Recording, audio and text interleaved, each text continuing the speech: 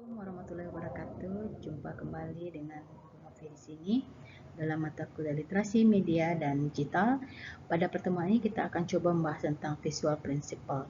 Dalam kajian ini yang kita bahas adalah bagaimana kita memahami prinsip-prinsip sebuah media visual dalam menyampaikan sebuah pesan. Tentu saja kita perlu mengkaji ini karena seperti yang sudah dipaparkan sebelumnya bahwasanya dalam menurut Dale dalam kerucutnya, dia menyatakan bahwasanya media itu menyampaikan suatu pesan itu terdiri dari 3 levelan, yaitu ikonik, simbolik, dan inaktif. Kita coba menganalisis satu persatu dari makna tersebut pada beberapa tahap ke depan. Oke, sekarang kita coba lihat dulu kira-kira apa yang dimaksud dengan visual principle, the rules of visual in instruction. Anda semua, peran visual itu adalah sebagai penyampai atau sebagai sarana untuk memvisualisasikan verbal atau kata-kata yang diucapkan oleh seorang guru atau penyampai pesan. Nah, dalam penyampaian pesan, terkadang memang tidak semua orang bisa memahami apa yang diucapkan.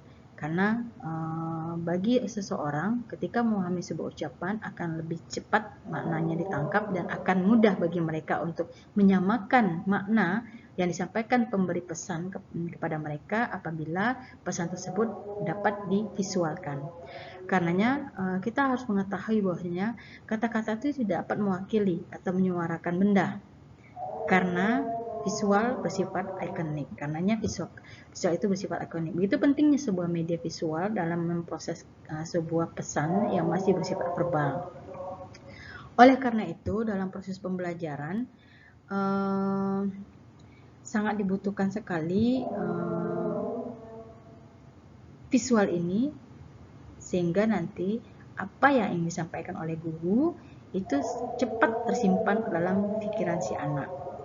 Setiap kata memiliki kesamaan dengan benda yang dirujuk, itu dulu utamanya. Misal, ketika kita akan mengatakan es krim, tentu yang terbayang oleh si anak tulisan es krim dan gambar sebuah es krim itu seperti apa.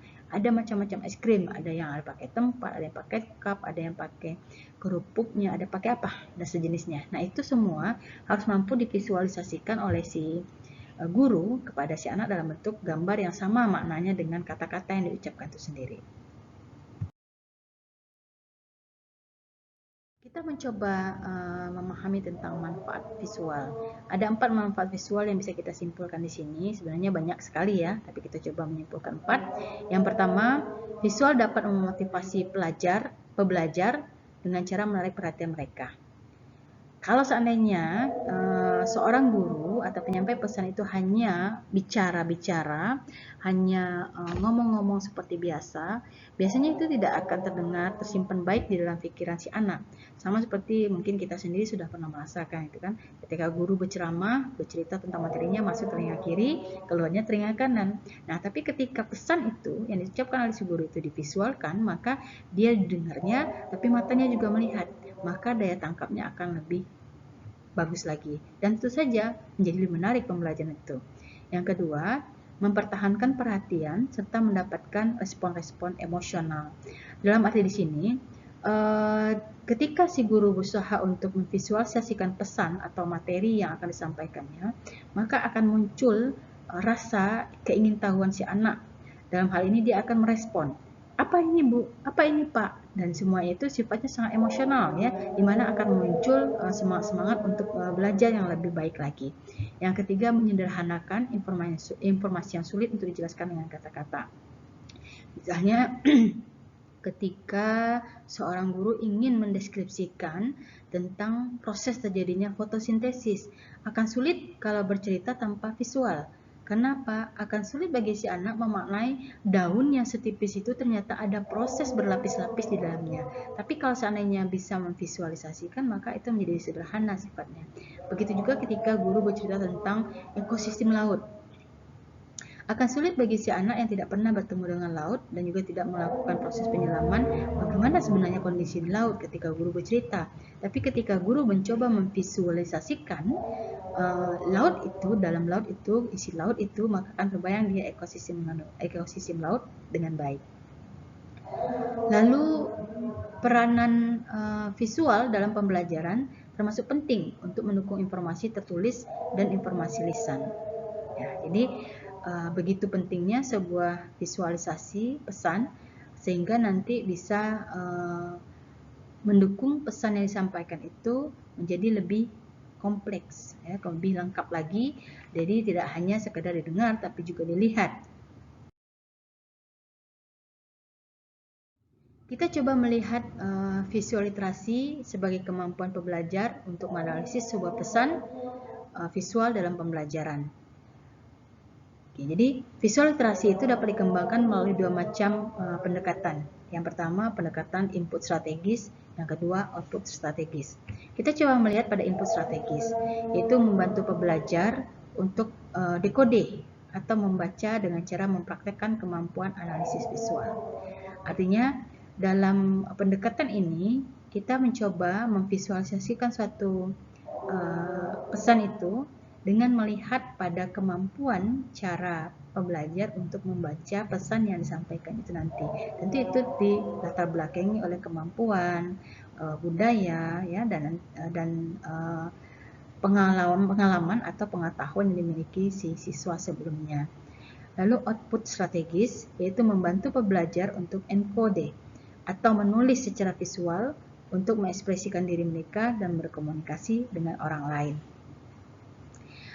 Dalam hal ini kita mencoba merancang sebuah pembelajaran bagaimana agar si anak itu ketika menerima pesan dia mampu menuliskan kembali apa yang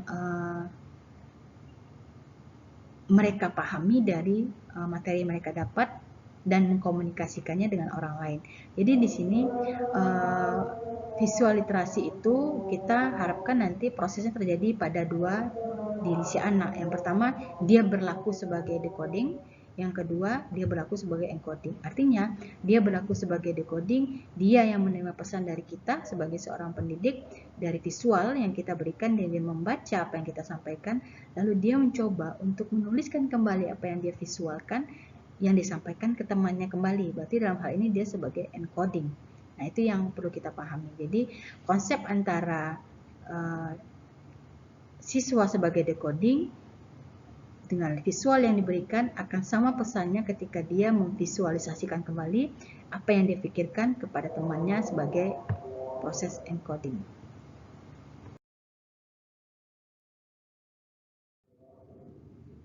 Kita mencoba memahami dari dua sisi tadi, yaitu decoding dan encoding. Kita coba lihat dulu dari sisi decoding atau interpretasi visual. Dengan melihat, bukan berarti anak itu membaca. Dengan melihat sebuah tampilan visual, tidak berarti bahwa seorang pembelajar dapat belajar dari tampilan tersebut. Artinya apa? Ketika kita melihat sebuah gambar ikan paus, tanpa adanya konteks yang lain atau tanpa ada penjelasan yang lain, maka apa yang terlihat si anak itu bukanlah suatu proses di mana seorang anak itu belajar. Kenapa? Dia hanya melihat tanpa bisa membacanya.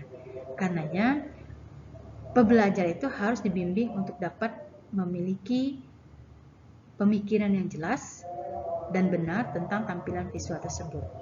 Artinya gini ya, kita harus meyakini dulu bahwasanya gambar atau visual yang kita share ke anak-anak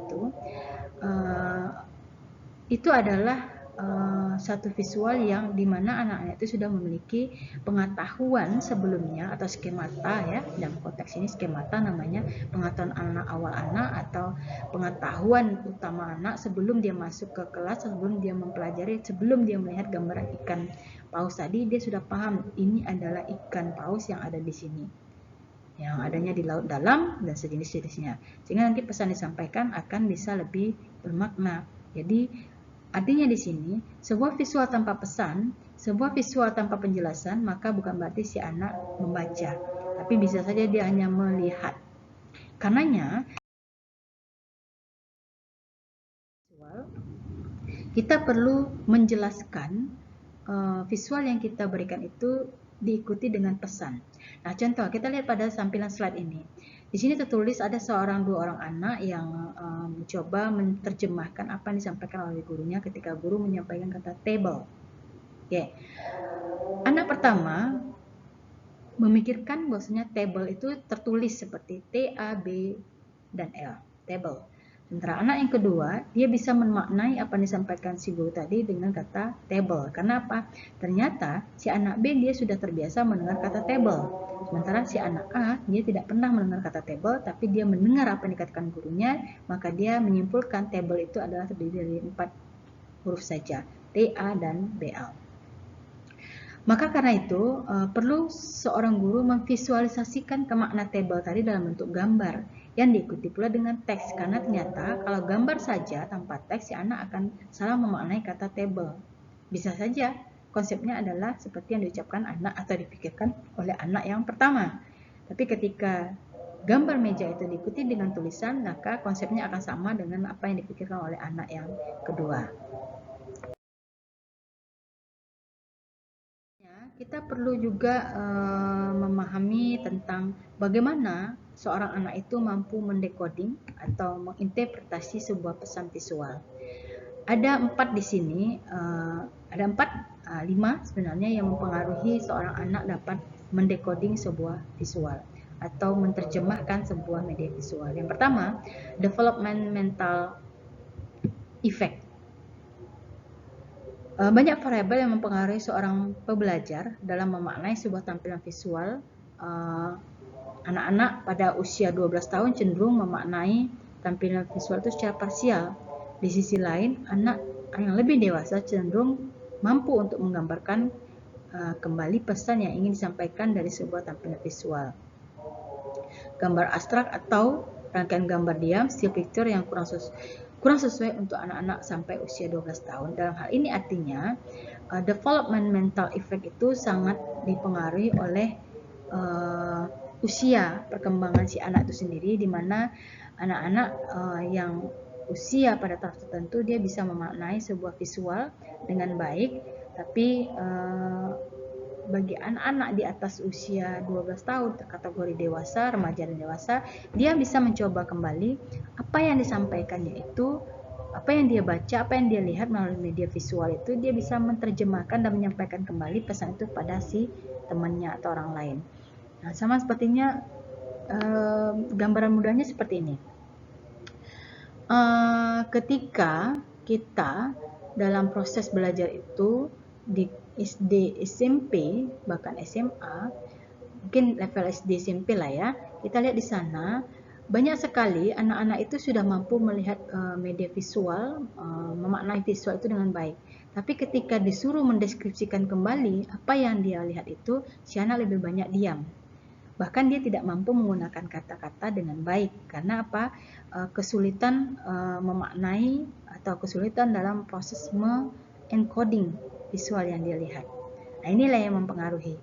Ketika si anak itu berada posisi di SMA atau di perguruan tinggi, ketika dia melihat sebuah media visual, lalu dia diminta untuk menceritakan kembali apa yang dia lihat dengan bahasanya secara visual pula, maka ini yang dimaksud dengan developmental effect. Yang kedua, culture effect. Dalam mengajar harus disadari bahwa kemampuan pembelajar untuk menginterpretasi sebuah tampilan visual dapat dipengaruhi oleh latar belakang kebudayaannya. Misal, ya, seorang pembelajar yang berasal keluarga sederhana akan memiliki pemahaman yang berbeda mengenai suatu tampilan visual dengan pembelajar dari keluarga yang menengah atas. Karena apa? Keterbiasaan. Jadi, ketika guru akan menggambarkan sebuah proses bagaimana mempelajari teknologi informasi dan komunikasi, di mana dalam TIK itu sendiri untuk PC-nya itu terdiri dari beberapa perangkat, maka ketika guru menjelaskan itu dalam bentuk visual, bagi si anak yang dari perkotaan itu adalah hal biasa, karena mereka sudah terbiasa dengan PC atau prosesor komputer, personal komputer ya. Tapi akan berbeda maknanya ketika ada anak yang berasal dari keluarga yang menengah ke bawah, karena bagi mereka itu adalah barang yang wah dan nggak terbayangkan kalau seandainya mereka bisa melihat secara langsung. Nah, itu akan beda kemampuan mendekoding visualnya. Yang berikutnya adalah visual preference. Dalam memilih tampilan visual, guru sebaiknya memilih tampilan visual yang paling efektif daripada memilih tampilan visual yang disukainya. Artinya apa? Kita boleh saja menyukai banyak tampilan visual, menggunakan warna ini, menggunakan gambar itu, tapi kita harus menimbang juga yang akan kita sampaikan ini adalah pesan, bukan tampilan saja. Makanya kita harus memikirkan keefektifan sebuah media visual dibandingkan pada kesukaan kita pada sebuah tampilan. Jadi kita harus menomorduakan kesukaan secara personal, tapi kita harus menomorsatukan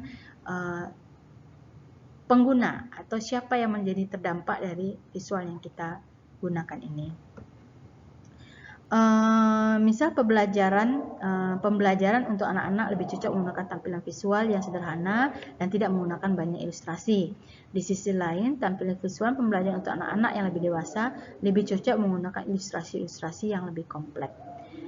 Kebanyakan pembelajar lebih menyukai tampilan visual yang berwarna daripada hitam putih. Jadi ini berhubungan nih dengan visual preference dengan dominan orang yang menyukai warna hitam putih. Artinya di sini begini. Dalam memilih sebuah tampilan visual adalah satu kewajiban bagi seorang guru atau pakar teknologi pendidikan ketika membuat sebuah media untuk menimbang dan memilih tingkat level usia dan juga tingkat minat kesukaan. Ketika seorang pembuat media atau seorang guru ingin menggambarkan situasional tentang pemilihan umum misalnya, maka yang akan digambarkan oleh pembuat media tadi, oleh guru maupun sebagai seorang teknologi pendidikan, dia menggambarkan bahwasanya di sana ada mejanya, ada orang sebagai ini, sebagai itu, sebagai ini, ya, lebih kompleks. Nah, itu akan tidak menarik, apalagi kalau menggunakan warna hitam putih, ya, tidak menarik bagi anak sekolah dasar. Jadi bagi buku-buku teks, ya, ini juga sebenarnya himbauan juga bagi ibu, ya, bagi para penerbit, ya. Ketika ada sebuah visual gambar terhadap teks yang dijabarkan, hendaknya memang full color, jangan hitam putih. Karena apa? Untuk level 12 tahun ke bawah itu tanpa warna itu sangat tidak menarik sekali. Tapi akan beda halnya kalau tampilan visual itu lengkap dan komplit walaupun dia hitam putih, itu untuk level anak SMA sampai perguruan tinggi. Karena apa? Mereka tidak akan begitu nyaman dengan warna yang full color lagi. Perbedaan latar belakang mempengaruhi kemampuan setiap pembelajar dalam mengintegrasi sebuah tampilan visual. Tentu saja. Jadi, cultural effect itu adalah sesuatu yang sangat menjadi pertimbangan bagi seorang guru dan juga bagi seorang teknologi pendidikan dalam membuat sebuah media agar pesan atau konten yang akan disampaikan itu tidak salah atau ambigu yang diterima oleh si anak itu sendiri.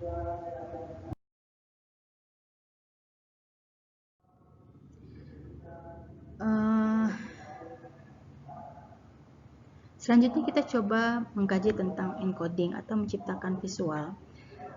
Aspek visual literasi yang kedua adalah kemampuan pembelajar untuk menciptakan sebuah tampilan visual. Sama halnya dengan menulis, yang dapat menjadi stimuli untuk membaca, memproduksi media juga dapat menjadi cara efektif untuk mengerti tentang media. Jadi kita kalau tidak pernah membuat media, tentu kita tidak akan mampu memvisualisasikan kembali pesan atau materi dari visual yang sudah kita terima. Ada beberapa hal yang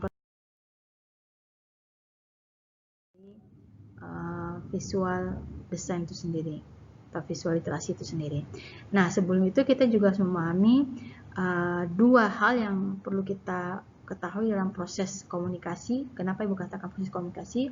Karena dalam proses pembelajaran itu sendiri dapat dikatakan sebuah proses komunikasi.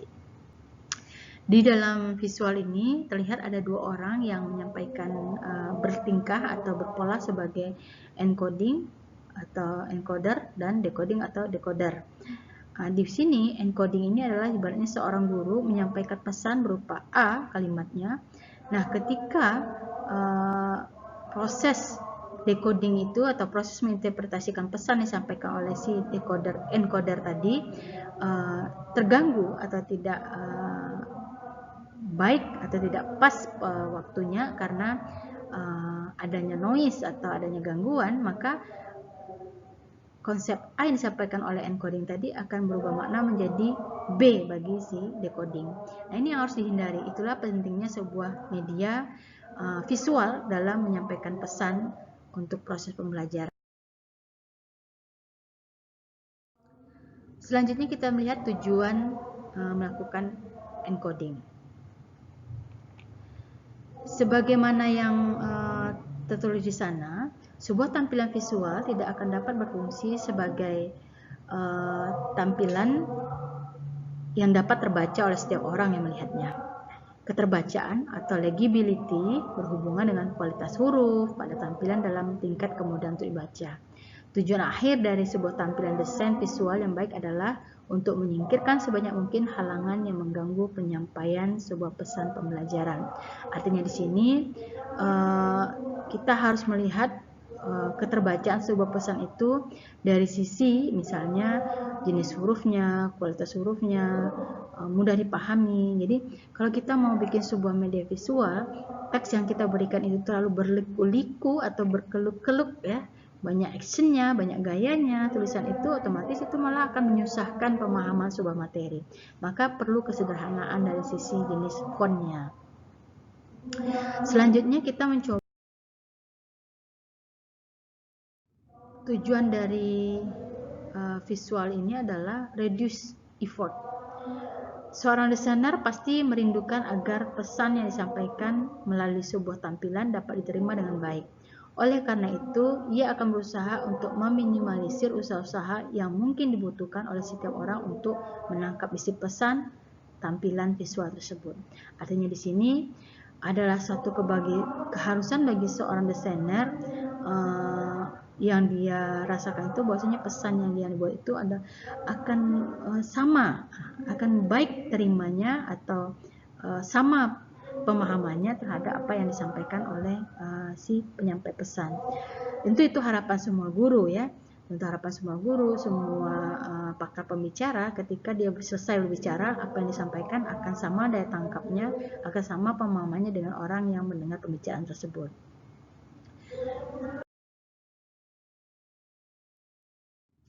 Yang berikutnya adalah increase active engagement. Okay. Sebuah pesan tidak akan dapat bertahan sampai pesan itu mendapatkan perhatian.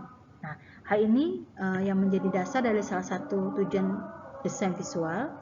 Sebuah desain sebaiknya dibuat semenarik mungkin untuk menarik perhatian viewers dan untuk membuat mereka memikirkan tentang pesan yang sedang disampaikan. Artinya di sini pesan itu tidak akan ada maknanya kalau tidak ada perhatian.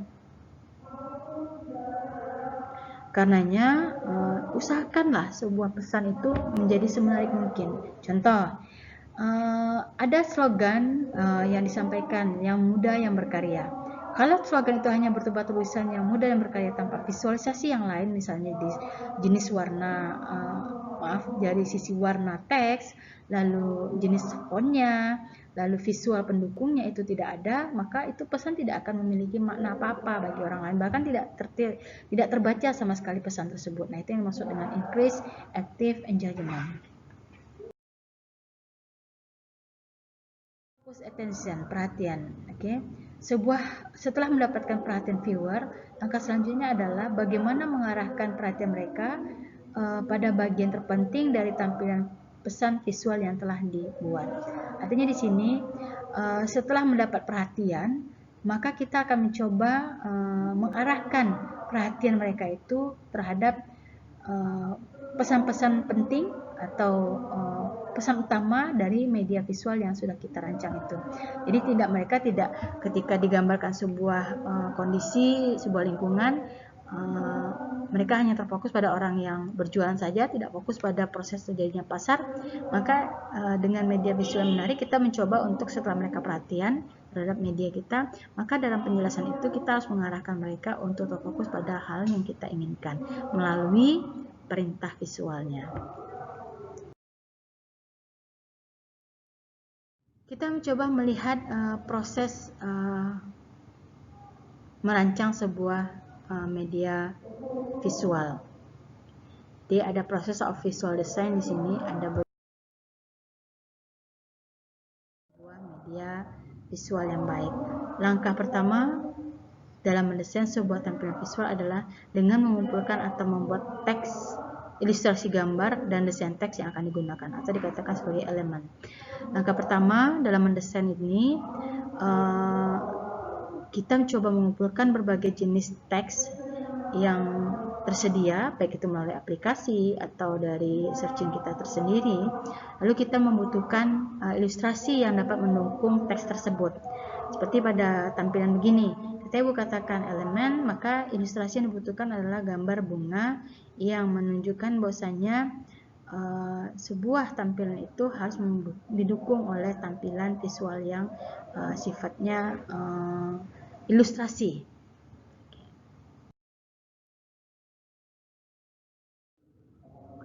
Yang berikutnya visual elemen. Ada 3 kategori simbol visual. Yang pertama realistic visual, analogik visual, dan organizasional.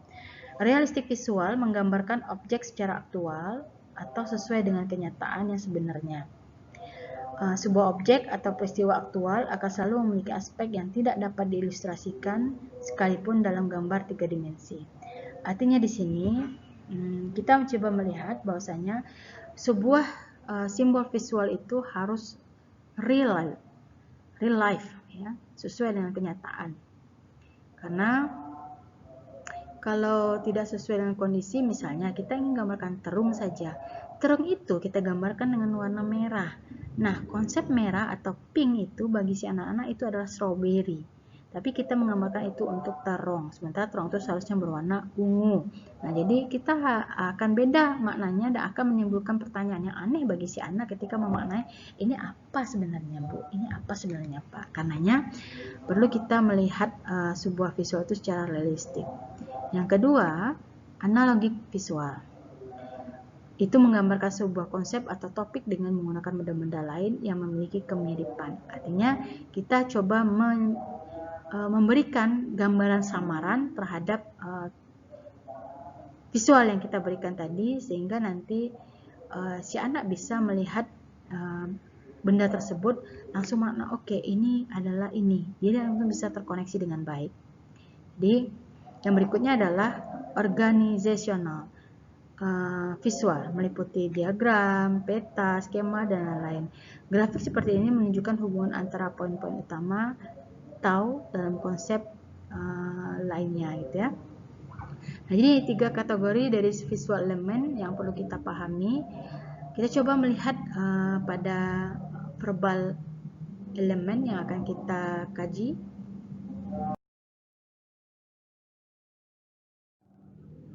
Verbal elemen gitu ya, atau komponen-komponen dari sebuah verbal. Huruf adalah bagian terkecil dari sebuah kata, sedangkan kata adalah bagian terkecil dari sebuah gagasan. Sebuah gagasan yang baik dan telah tersusun lewat pemilihan kata yang menarik bisa saja berakhir sia-sia karena kegagalan dalam memilih huruf. Karenanya pemahaman tentang jenis huruf, pewarnaan itu juga satu yang penting bagi seorang penilai pendidikan ketika akan memvisualkan sebuah konten atau materi, karena ternyata sebuah huruf pun dapat memiliki atau dapat memberikan efek kesia-siaan karena pesan yang ingin disampaikan tidak sesuai dengan apa yang kita sampaikan. Kita perhatikan dalam verbal elemen adalah letter style, ya. Untuk keperluan desain pembelajaran, jenis huruf yang sederhana lebih diutamakan. Number of lettering style, tampilan visual yang sebaiknya tidak menggunakan lebih dari 2 jenis huruf. Artinya apa? Ketika dalam tampilan visual kita itu jangan menggunakan jenis teks yang bermacam motif, bermacam mode, bermacam bentuk. Cukup 1 atau 2 jenis tulisan saja, karena kalau terlalu banyak itu akan menghilangkan ide pokok dari pesan yang kita buat. Lanjutnya adalah number of lettering style. Tampilan visual sebaiknya tidak menggunakan lebih dari 2 jenis huruf. Oke. sama dengan pernyataan pertama tadi. Yang lalu adalah capitals. Huruf kapital lebih baik digunakan hanya pada saat-saat tertentu saja. Yang berikutnya, color of lettering. Bahwa warna huruf yang dipakai sebaiknya kontras dengan warna latar belakang atau background. Nah, color of lettering ini juga perlu kita pahami dengan color of meaning of colors. Artinya apa? Dalam memilih dua warna yang berbeda, kita harus memahami warna yang nyaman, yang baik, yang bisa dipadu-padankan. Jadi jangan warnanya itu bertolak belakang karena akan mengganggu imajinasi, daya lihat, lalu kenyamanan orang ketika melihat media itu menggunakan huruf yang beragam. Selanjutnya adalah size of lettering, spacing between letters, lalu yang berikutnya adalah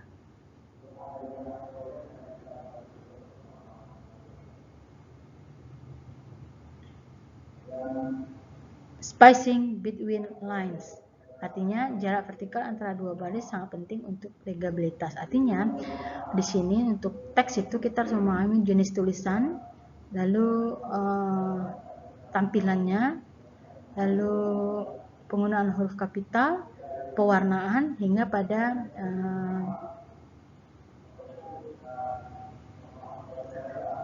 spacing between lines, yaitu jarak vertikal antara tiap kalimat harus baris sangat penting untuk legabilitas. Nah, jadi adalah perlu bagi seorang visualis membuat sebuah media atau seorang tenaga pendidikan membuat media untuk memahami teks yang benar, karena dia akan menggunakan aplikasi tentunya, maka kita pilihlah teks yang memang cocok dengan usia, materi, dan juga latar belakang mereka.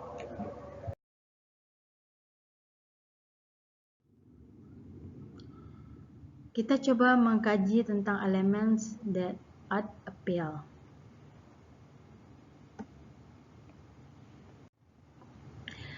Sebuah visual akan menjadi menarik, menjadi berarti, menjadi berguna kalau bisa menarik perhatian viewers atau pengguna dari media visual itu sendiri. Yang penting kita perhatikan ketika kita mempertimbangkan daya tarik viewer terhadap visual yang akan kita buat. Yang pertama adalah surprise. Hal yang mendasar yang dapat menarik perhatian seseorang adalah karena adanya sesuatu yang tidak terduga. Hal yang tidak terduga ini dapat berupa penggunaan metafora yang lainnya dari biasanya, penggunaan permainan warna yang lebih berani, dan lain-lain.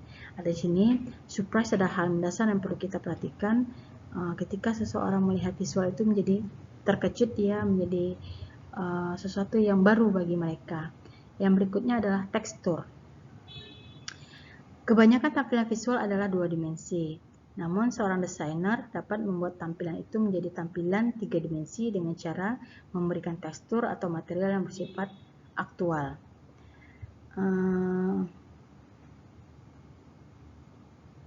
Selanjutnya adalah interaction. Viewer dapat diminta untuk memberikan respon terhadap sebuah tampilan visual dengan cara memanipulasi materi yang ada dalam tayangan tersebut. Artinya kita coba melihat respon ketika kita mampu menampilkan sebuah visualisasi dengan cara memanipulasi materi yang ada dalam layanan visual tersebut. Yang berikutnya kita pattern. Pattern di sini adalah pengaturan dari sebuah tampilan visual yang tentu saja ada beberapa hal yang harus kita pahami dulu dalam menampilkan sebuah visual. Itu ada 1, 2, 3, 4, 5, dan 6 yang perlu kita pahami tentang pattern ini. Yang pertama alignment, yaitu penataan baris, rata-rata kiri, rata kanan, lalu tingkat keterbacaan itu juga perlu kita pertimbangkan.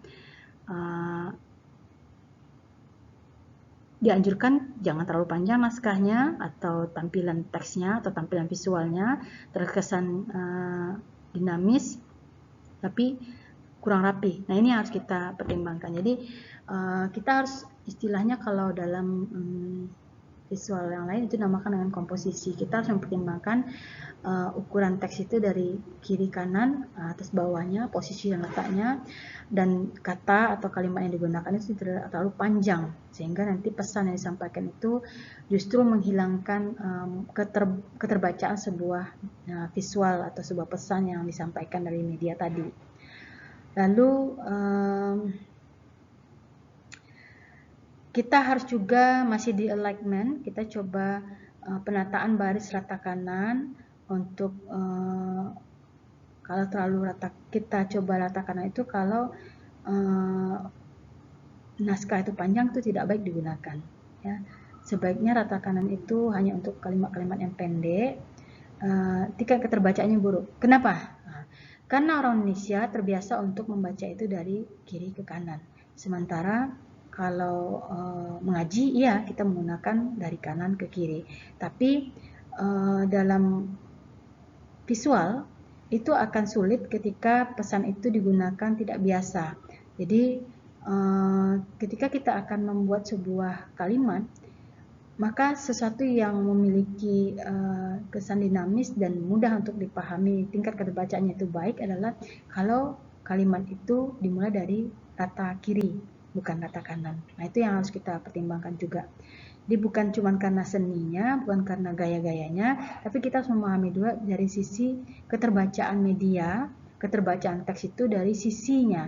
Kalau dari sisi kanan, orang Indonesia tidak terbiasa membaca dari sisi kanan, maka kita sebaiknya membuat sebuah media visual itu kalimatnya dari sisi kiri, karena keterbacaannya akan jadi lebih tinggi. Selanjutnya kita coba shape ya.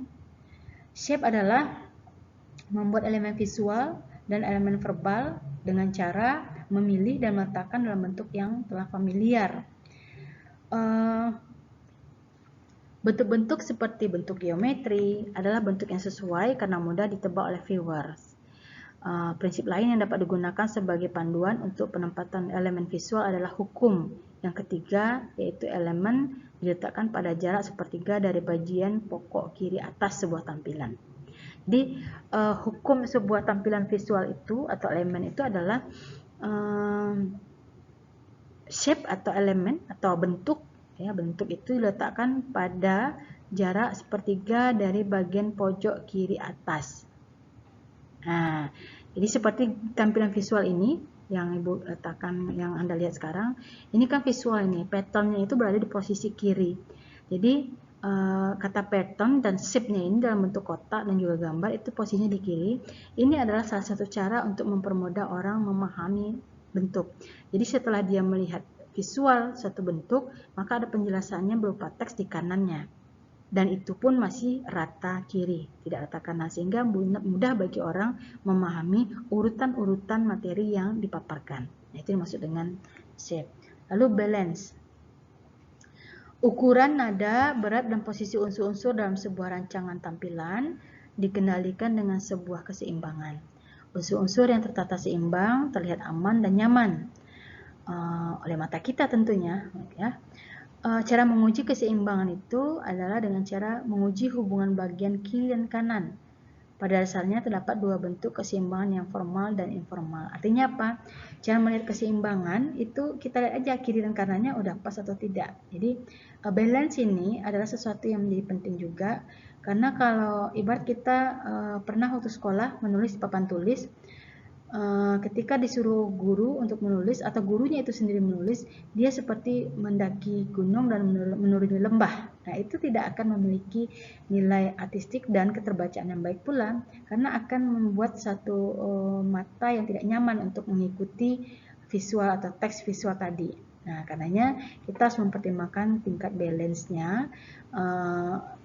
Meskipun dia centeringnya kiri, gitu ya, tapi keseimbangan posisinya itu pas sehingga nyaman untuk terlihat. Artinya lirikan mata tidak terlalu ke kiri ataupun ke kanan, tapi pas di tengah-tengahnya. Nah, ini maksud dengan balance. Lalu style. Style ditentukan oleh perbedaan kondisi yang ada di lapangan. tampilan rancangan ditujukan untuk pembelajaran anak-anak dan akan memiliki tampilan rancangan yang berbeda dengan desain pembelajaran ditujukan untuk pembelajaran dewasa. Jadi style juga merupakan sesuatu yang harus kita pertimbangkan untuk usia berapa, gitu ya. Misalnya saat ini Ibu menggunakan tampilan visualnya presentasi yang bisa Anda nikmati hari ini.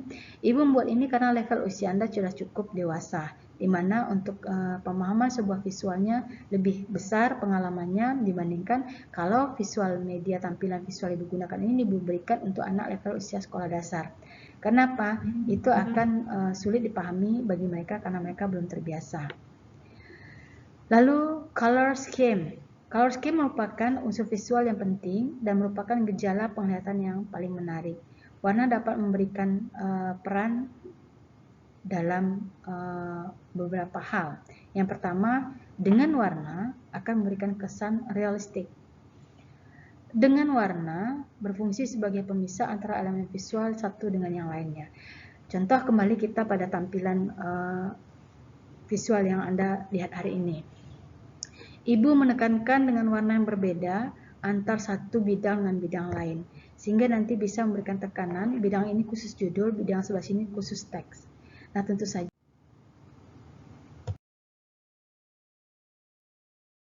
arrangement ini ada 4 hal yang perlu kita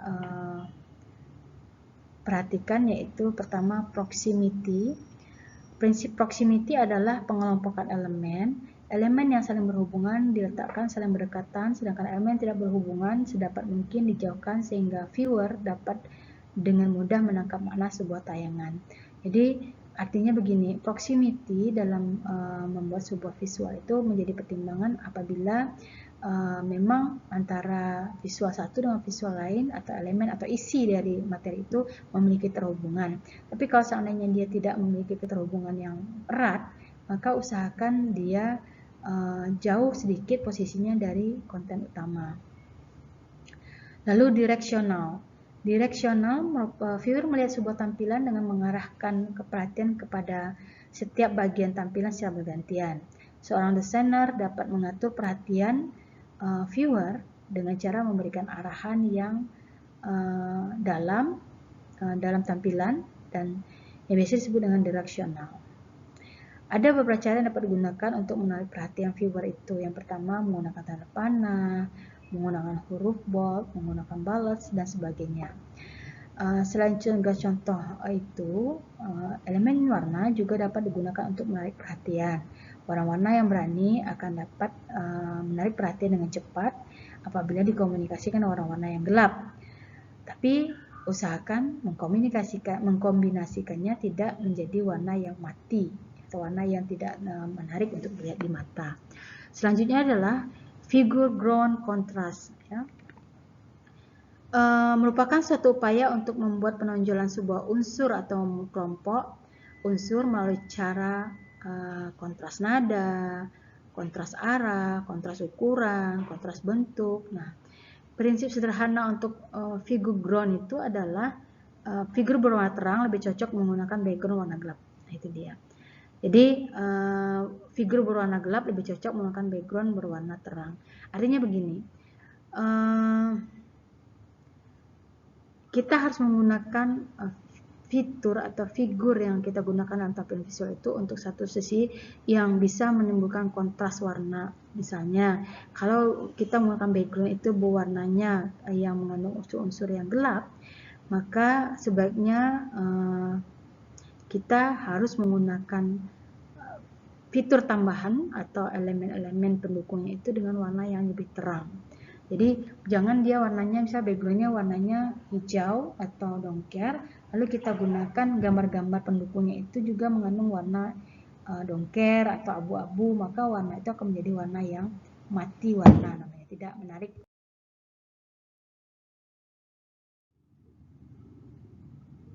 Setelah kita memahami prinsip-prinsip sebuah visual dari sisi teks, dari sisi komposisi, selanjutnya kita coba untuk memahami tentang visual planning tools, ya, atau peralatan-peralatan yang kita butuhkan untuk mengembangkan sebuah media visual. Ada dua di sini.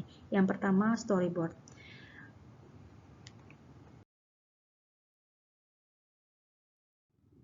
Storyboard adalah sebuah metode perencanaan ketika mendesain sekelompok tampilan visual, sebuah slide atau video, diperlukan sebuah metode bagaimana cara menyusun dan menyusun kembali keseluruhan sekuens dalam sebuah rangkaian visual. Artinya apa? Sebelum kita mendesain sebuah tampilan secara utuh, maka kita harus membuat dulu perencanaan visual dalam bentuk storyboard.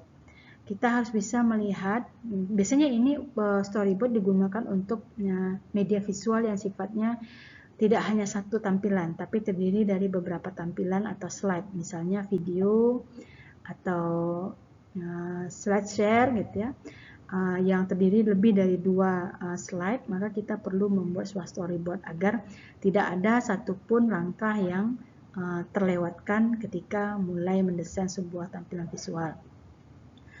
Lalu types of letters. Pemilihan jenis tulisan akan digunakan dalam tampilan visual perlu disesuaikan dengan pesan yang ingin disampaikan oleh desain. Jadi kembali berulang dalam prinsip sebuah media visual, maka jenis teks, jenis tulisan yang akan digunakan itu sebaiknya sesuai dengan pesan yang ingin disampaikan. Jadi nggak perlu kita menggunakan jenis teks atau jenis kata atau jenis huruf yang terlalu banyak lekuk-lekuknya atau gayanya, sementara pesan yang kita sampaikan ini urgen. Karena terlalu banyak aksesoris dalam teks itu, maka orang tidak terkonsen pada inti dari konsep atau inti dari pesan tersebut, tapi orang akan terkonsen pada jenis atau bentuk atau lekukan dari teks tersebut.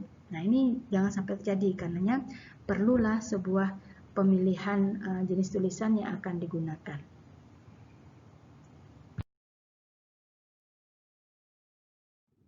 Anak-anak semua, dari sebuah paparan yang sudah diberikan tadi, di sini kita bisa melihat pada tampilan visual ini ada beberapa elemen dan prinsip sebuah media visual yang harus kita pahami agar ketika kita merancang sebuah media visual atau sebuah pesan yang harus kita visualkan, kita bisa menyampaikannya dengan tepat sasaran, tetap pada satu posisi, gitu ya, dan memiliki nilai artistik serta keterbacaan yang tinggi. Maka kita harus memahami adanya line atau garis yang kita gunakan itu, lalu ada shape yang kita pilih sesuai dengan warnanya, warna color itu, warna yang baik itu harus disesuaikan, jangan bertabrakan, misalnya warnanya ungu, temannya warnanya merah, maka itu akan menghasilkan warna yang mati. Maka sebaiknya ketika background itu warna ungu, maka teksnya sebaiknya berwarna biru, atau ketika background itu berwarna kuning, maka shape yang lainnya itu berwarna hijau, jadi lebih dekat warnanya. Lalu nilai atau value menjadi pertimbangan kita juga. Keterbacaan sebuah media tentu terkait dengan nilai-nilai yang sesuai dengan attitude, ya, attitude dan estetika yang ada. Jadi tidak bertentangan dengan yang menjadi kebiasaan dalam masyarakat. Tekstur juga perlu kita pertimbangkan, space, ruang-ruang yang ada dalam tampilan visual itu menjadi pertimbangan kita. Jangan terlalu banyak space yang kosong dan jangan pula terlalu ramai space-nya sehingga tidak ada ruang yang kosong. Itu juga perlu kita perhatikan. Lalu pattern, ya, pendukungnya, ya, pendukung dari visual. Lalu rhythm, movement, pergerakannya, ya, kalau dia terdiri dari beberapa tampilan visual, itu juga harus menjadi pertimbangan kita. Lalu proportion atau scale atau skalanya, keseimbangan skalanya. Misal, ya, misal sini kita mau menggambarkan tentang ikan, jenis-jenis ikan, gitu ya. Lalu di gambaran tampilan visual ikan itu kita menggambarkan ikan nila itu lebih besar daripada ikan paus, ya, atau ikan koki itu lebih besar daripada ikan gurami. Itu akan tidak seimbang skalanya, otomatis visual yang kita sampaikan itu tidak realistis, karena yang pelajar itu memahami kalau paus itu lebih besar, adalah konsepnya dia memahami bahwasanya paus adalah ikan terbesar yang ada di dunia. Tapi ketika divisualkan, kenapa dia menjadi lebih kecil daripada ikan yang lain, ya. Lalu balance, keseimbangan dari sebuah tampilan juga perlu memperhatikan kiri dan kanan, atas dan bawah posisinya yang tepat pada satu tampilan visual. Kalau seandainya dia sebagai fitur atau figur tambahan, atau dia menjadi point of this visual, ya, atau menjadi fokus dari sebuah visual itu, maka kita harus mempertimbangkan posisinya, balance-nya. Lalu unity, keseimbangan, ya, kesamaan tampilan itu, jangan ada berat sebelah, itu terlalu banyak penuh di kanan yang kirinya kosong, atau penuh di kanan penuh di kiri yang kanannya kosong, atau sebaliknya, atas di bawah, atasnya terlalu kosong, di bawahnya terlalu padat, kayak orang yang tidak sehat gitu ya, bagian atasnya kecil, bagian bawahnya besar, itu seperti orang sakit kaki gajah. Jadi unity juga menjadi pertimbangan kita. Lalu emphasis, tekanan, kita harus melihat dari pesan visual yang kita buat itu, mana yang menjadi poin, mana menjadi fokus utama atau emphasis yang perlu kita tampilkan secara berulang-ulang. Kalau seandainya media visual itu berupa media bukan tampilan bergerak atau motion picture, seperti poster, ya, papan reklame, maka empasisnya dalam bentuk misal kita berikan seperti kilatan atau warna yang mencolok, atau pada kalau medianya berupa media motion picture atau seperti televisi, video, dan sejenisnya, maka empasisnya itu adalah pergerakan yang berulang-ulang. Nah, kesimpulan yang perlu kita pahami dari materi hari ini adalah prinsip dalam media visual itu adalah keterbacaan. Jadi, kalau visual yang kita buat itu tidak terbaca dengan baik, tidak bisa dipahami orang dengan baik, maka percuma. Kalau kita ingin menggambarkan sebuah terong, maka kita menggunakan warna terong itu berwarna pink, maka itu akan sulit dipahami orang lain ketika dia melihat, ini terong kok warnanya pink, maka ini bukan terong, tapi ini adalah sebuah es krim batangan atau es batangan. Itu aja konsepnya. Jadi keterbacaan satu visual pesan yang dapat dikatakan sebagai media. Untuk memvisualkan sebuah kata-kata sangat dibutuhkan komposisi, pengaturan teks yang benar, dan pendukung teks yang tepat. Oke, Anda semua, inilah materi kita hari ini. Pertanyaan yang ingin Ibu sampaikan dalam pertemuan hari ini adalah seberapa, coba Anda deskripsikan dengan pemahaman sendiri, bagaimana Anda bisa melihat sebuah visual dari media berupa gambar. Coba deskripsikan prinsip-prinsip yang penting atau yang perlu disampaikan atau yang perlu diperhatikan oleh seorang desain media pembelajaran, dalam hal ini teknologi pendidikan, maupun seorang guru dalam membuat sebuah media visual. Jadi coba deskripsikan kembali secara ringkas, cukup dalam satu konteks kalimat, satu paragraf, berarti jadi 4 kalimat saja, prinsip-prinsip yang harus kita pahami dalam mengembangkan sebuah media visual.